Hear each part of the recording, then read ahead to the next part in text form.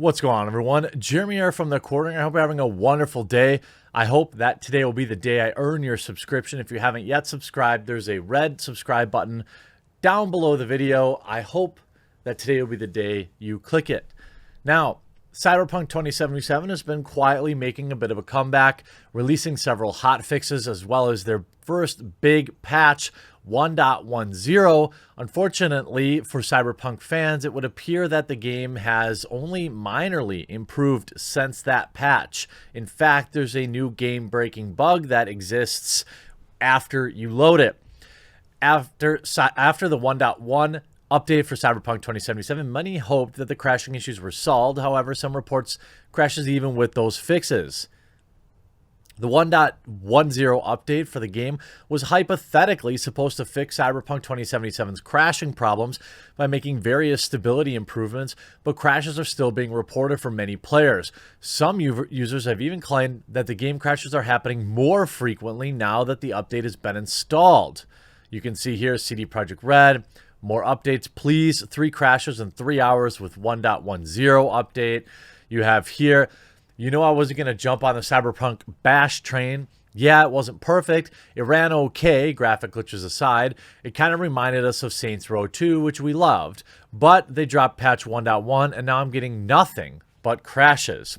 As a part of the 1.10 updates for Cyberpunk 2077, CDPR claimed that it would improve the stability issues that the company has been working on, including glitches associated with opening save files, opening and closing the game, and the point of no return. On top of that, the company worked to improve memory usage within the game for various aspects, such as in-game videos, laser effects, minimaps, devices, AI, street traffic, and environmental damage.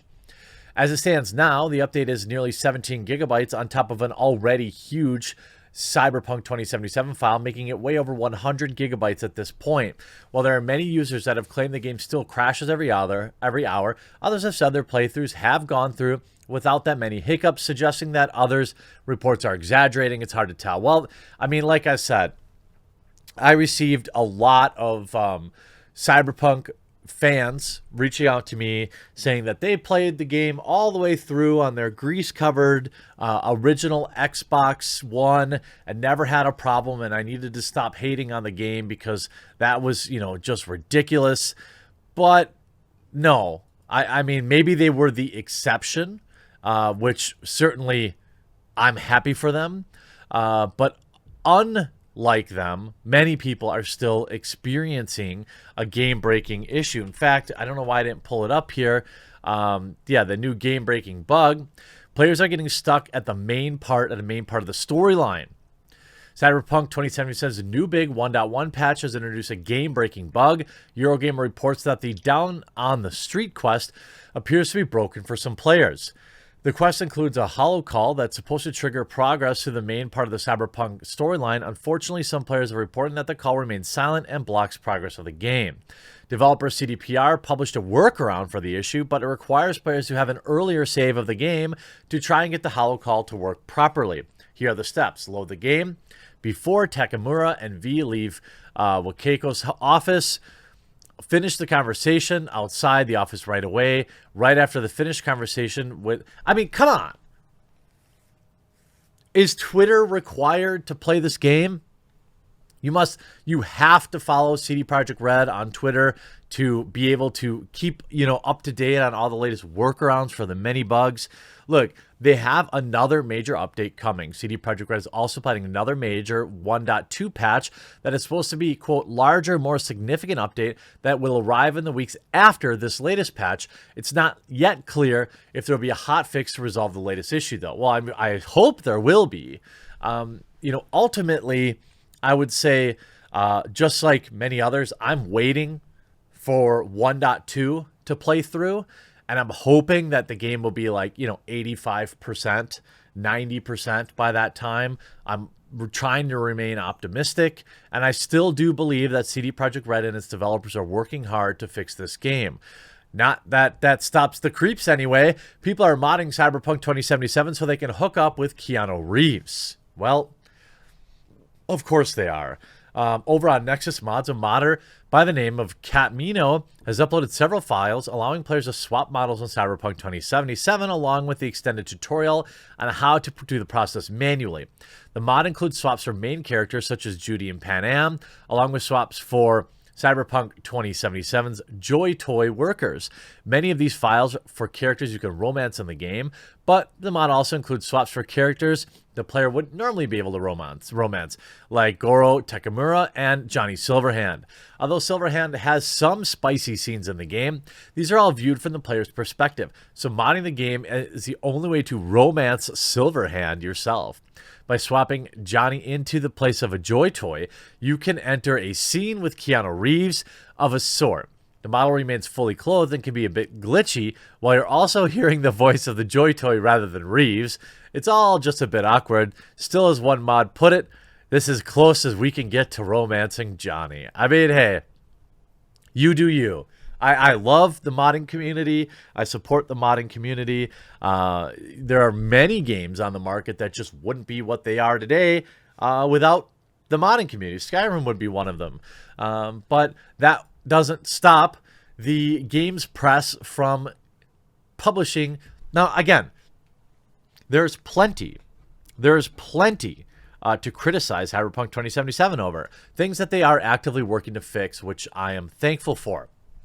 But Stacey Henley over at VG247 has a problem with women in the game. Cyberpunk 2077's best characters are women. Pan Am Palmer and Judy Alvarez are head and shoulders above the rest of the cast, in her opinion. Rogue and Claire totally kick butt. The purple-haired Mox and Us cracks the most visually entertaining characters of Night City. They are very interesting. If you just look at the big picture of yourself, there's much to celebrate about the game's presentation of women. But that's not enough. We must complain. The problem is, these examples are just icing on a cake that's already been burnt. And not just burnt, but full of mud and rocks and scorpions. A cake that's not just bad, it's nasty. Not poorly made, but designed to hurt. Instead of icing on a cake, maybe the better metaphor is clay around a C4. Cyberpunk 2077 acts like it loves women, but Night City hates them. In any game with a character creator, historical statistics show that, in general, more players choose male. Duh. Because more men play these games than any other gender. There's only one other one. There are a plethora of reasons for this, but I'd like to park them just in it's a fact. Men do. So I always play as a woman, knowing that I'm playing the game, quote, wrong. It's not wrong. And anyway, there are a lot of men that play as women in the game. There's nothing wrong with it. Play how you like. Some games actually surprise me, and I feel incredibly inclusive. Most feature little winks or moments that suggest the male is a default without it being too invasive. Cyberpunk 2077 is something else entirely. In fact, the most aggressively masculine game I've ever played. This is reinforced from the start. In V and Jackie's first playable mission together, you're tasked with finding Sandra. You later find her in a spicy position, almost gone in an ice bath. In a scripted cutscene, you pull her out with her skin bluing from the cold. A man in if a man in the bath with Sandra is given the dignity of undergarments, but Sandra is not. While Sandra is the most unmissable dying woman, she's far from the last. Throughout Night City, we see several women on the floor as set decoration, often unclothed, as well as many strewn across Ripper Doc tables with their bodies also ripped open. Again, there are men in this position too, of course. This is followed by the game's treatment of Evelyn Parker, who seems at first like she'd be one of the game's strongest female leads. She's cool, stylish, and confident. Even if we accept the fact that we meet her at a club while being given a virtual dance, then we see her memories where she's sacred or scarred around big tough men and is literally called effable meat and uses her wily powers of seduction to betray a man. Next we see her, she's unclothed. Next time we see her after that, she's dead. Then there are the posters. Much like the women, they're scattered around the world as a constant reminder who Night City belongs to and who it doesn't. We see women ending themselves while hooking up, snakes slithering towards women, dogs having beer off women, a woman spraying champagne frothy so suggestively, uncountable numbers of bobs, just many, many more exploitative posters. Well, I thought that, that would be empowering. Women like bobs too. I don't know. If you read this far without rushing to the comments on Twitter to berate me, you might be wondering what my point is. So it treats women badly. Lots of games do. It doesn't treat them badly. Ultimately, we can't bleed on about trying to make gaming a more diverse, welcoming environment, then celebrate the sorts of games which in the space upcoming welcoming in the first place. Cyberpunk 2077 isn't just an example of why men play AAA games more. It's an attempt to keep it that way. Really? I don't even remember looking at a lot of these things inside the game. The idea that this is any different, women are used to sell things. Then they go on to this to say, so many conversations around the game post-release revolved around imagine what this game would be like without bugs. But unfortunately, the answer is it still's one that hates women. It's not a bug, it's a feature. That's not a mention of the phobias present, the yellow peril tropes of the world building, and the fact that it contains an alt-right meme. Oh no! Oh no!